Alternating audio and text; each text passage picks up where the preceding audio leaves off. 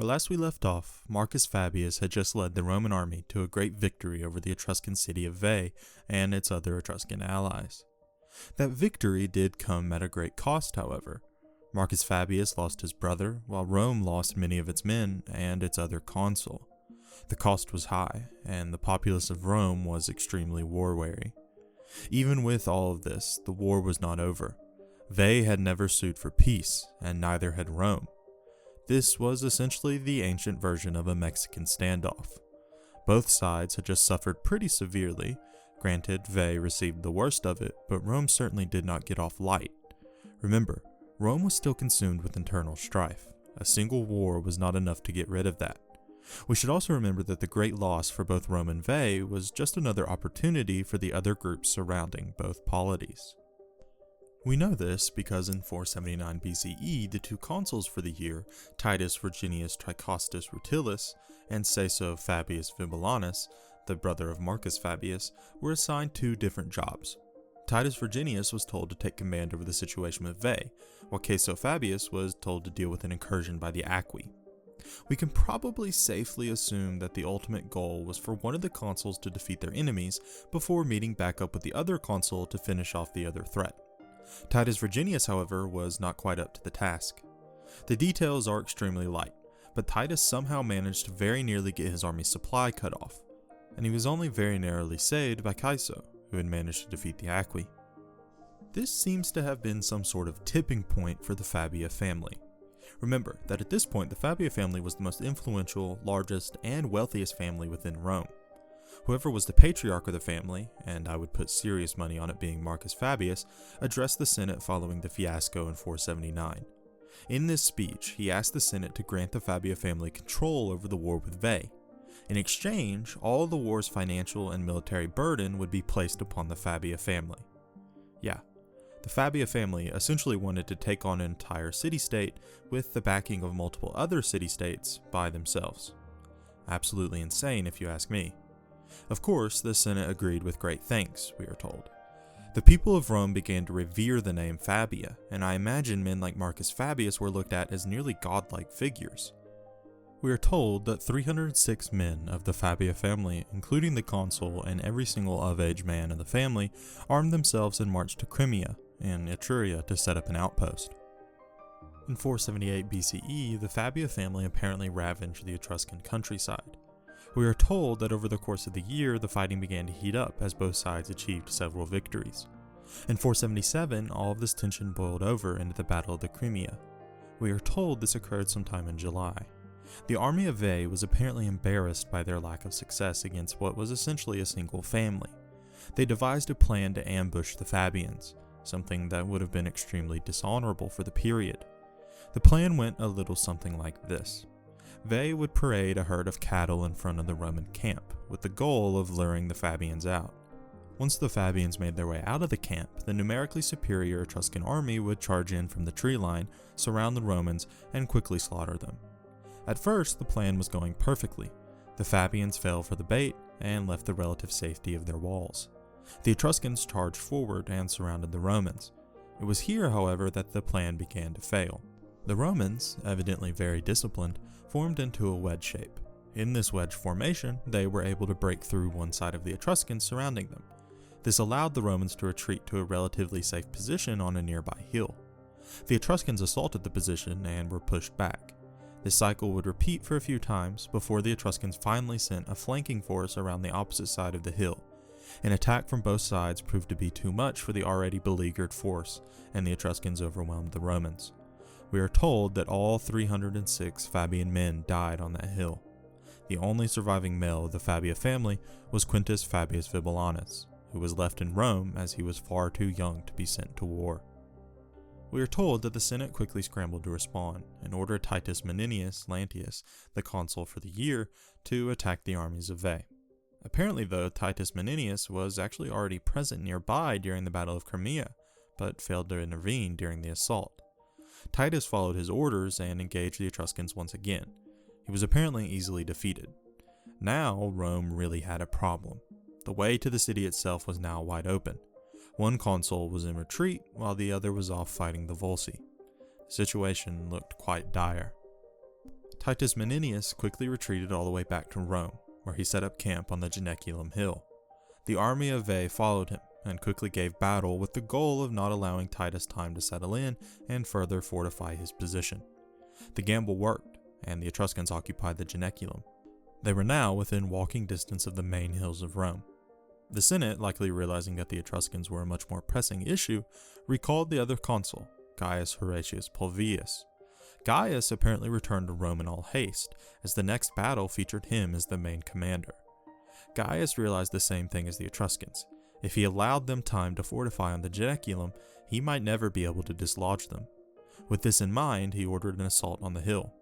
While the details are extremely light, we are told that the battle was actually deemed a victory, despite the Romans not being able to retake the hill. I assume this probably just means that more Etruscans died than Romans before both sides mutually backed off. Anyway, it was the turn of the year, and it was now time for the consulship to change hands. You really gotta love democracy. Here the Romans are, in the middle of a war, with the enemy on its very doorstep, and they still have time to elect some new schmuck to try and get them out of this mess. So who were these new schmucks? Well, it was Aelius Virginius Tricostus Rutilus and Spurius Servilis Structurus. But before we move on to them, we should quickly note what just happened to Titus Maninius. Remember when I said that he had been close enough to the Fabian camp to help during their ambush but apparently refused to do so? Well, back in Rome this proved to be an extremely unpopular move. Immediately following the election of new consuls, Titus was charged with military incompetence by the tribunes of the plebs and put on trial. Titus was vigorously defended by the Senate, probably only because he was being accused by a plebeian, and just barely managed to avoid being sentenced to execution for his incompetence. Instead, he was heavily fined. However, we are told that shortly after his trial, Titus fell sick and eventually died. Livy states that this was because of his humiliation, but we can never know for sure. However, we do know that this story would serve as a warning for Roman commanders even centuries later. Anyway, back to the new consuls. Both consuls knew that their only real goal was to dislodge and defeat the Etruscans, and so both stayed in the city of Rome. We are told that at some point during the year of 476, the Etruscans attacked Spurius Servilis' camp, which was just across the Tiber from the Janiculum. The Romans were able to repel the attempted assault following a lengthy battle. The following morning, Spurius led his troops across the Tiber in an attempted counterattack. The battle was apparently going rather badly for Rome, and looked to be a certain defeat, until Aelius Virginius showed up behind the Etruscan force. Now surrounded, the Etruscans were quickly defeated, and Rome managed to regain the Janiculum. The Etruscans, though, were not so willing to give up, and retreated to the countryside where they would continue to raid and pillage. We have no real idea how, when, or where this happened, but we are told that in the following year, 475 BCE, the Romans managed to defeat the Etruscans once again, and this proved to be enough to send the Etruscan army all the way back to Veii, and for now, the hostilities paused. Following his consulship, Spurius Servilis faced the same charges that Titus Manilius had faced a year prior. Spurius, though, was completely unwilling to even entertain the charges, and basically laughed the plebeian tribunes out of court. His fellow consul, Aelius, spoke in defense of Spurius, and after Spurius himself delivered a sharp rebuke to the court for causing the death of Titus, he was acquitted of all charges.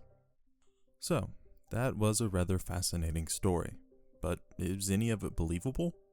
Well, I certainly think the events following the defeat of the Fabians are. It wouldn't be the first nor the last time that an enemy of Rome made it to the Janiculum, and while I'm sure we are missing some details, I think we can fairly safely assume that we have the roundabout truth of the matter. However, the story of the Fabia family is much tougher to decipher. I will give my own thoughts on the matter, but remember this is all just my own opinion. Our sources nearly all believe the story presented prior. So then what do I believe actually happened? Well, I think this is a fairly obvious cover-up. I would not be surprised if the Fabia family did actually request to receive military command over the war, or at least requested to be intimately involved in the planning or fighting.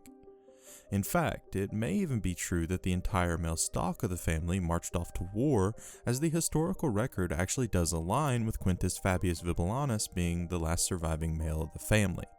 I do doubt that the entire family was wiped out at Crimea. I am sure the women and the older members of the family remained in Rome, but I wouldn't be surprised if most, if not all, of the fighting men of the family did actually perish in this war, either at the Battle of Crimea or at some other point in the war. Remember that the family had paid a high price during the early stages of the war, with one of the main brothers of the main line losing his life, while the other two were intimately involved. I don't think it's too far-fetched to believe that the family declared a sort of blood feud with Veii, and through this sent most of its men to fight. What I do find unbelievable is the circumstances of the Battle of Crimea. First of all, there's absolutely no possible way that 306 men could withstand a year of fighting with an Etruscan army. While we don't know exactly how many men Veii and its allies could field, it was certainly a whole hell of a lot more than 306. While numbers are not everything in war, morale and quality certainly matter, 306 men is barely a company, let alone an army. Instead, I imagine that one of the men of the Fabian family was granted extraordinary command of a Roman legion, and given permission to follow the consul, Titus Manius, into giving battle to the Etruscans. In fact, this probably explains why Titus is recorded as not helping during the ambush. Titus was probably extremely jealous. He was the consul. This was supposed to be his war to fight, and instead, some family was given the ability to prosecute the war in his stead? I imagine that would have been a tough pill to swallow for any patrician, let alone one that had ascended to the rank of consul. So, to quickly sum up what I actually think happened. I believe that someone in the Fabia family, likely Marcus Fabius, did address the Senate. In this address, I believe the Fabia family made it clear that they viewed this war as personal, and requested some sort of extraordinary command or involvement in the war, even though they no longer held either consulship. The family likely used the impressive amount of influence that 7 straight consulships gives a family to push some sort of resolution or agreement through, giving them this power. Afterwards, most of the male members of the family, save for Quintus Fabius Vibullanus and the elder men, set off along with an army to Crimea, where they, along with the actual consul, Titus Manilius, were meant to prosecute the war from. After about a year of doing just that, the army under Fabian command was either ambushed or just caught up in a losing fight, where they were slaughtered. Titus was either unable or unwilling to help, and was forced to retreat back to Rome lest he follow in their footsteps. This opened the way to Rome for the Etruscans, and the rest of the story unfolds as we already talked about. The Romans were notorious for refusing to accept or record a simple defeat. Instead, they attempted to explain away or give some extraordinary excuse for their defeat. What better way to explain away a defeat than to paint your own army as being one single family that had already managed to evade and fight the enemy for a year, and were only defeated because of an underhanded tactic? To me, this seems as though the Romans, historians and civilians alike, wanted to cover an embarrassing defeat up, and the Fabian family provided the perfect opportunity to do so. That concludes the Etruscan Wars of 483 to 476 BCE. Rome had emerged victorious, but its victory had not been flawless. One of the most important patrician families had been almost completely destroyed, and the very city of Rome itself had been threatened and nearly invaded. One of its consuls had been shamed to death, and another had nearly followed suit. The countryside was in ruin, and the conflict of the orders was still ongoing. On top of all of this, Veii was not quite done with its fighting. No peace treaty was recorded.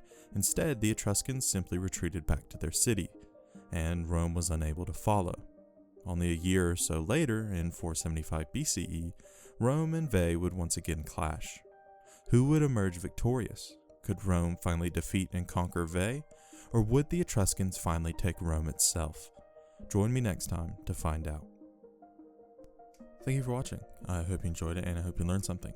If you have any comments or questions on the video or believe I've made a mistake, please comment down below, and please like and subscribe if you enjoyed. It really helps the channel out. Peace.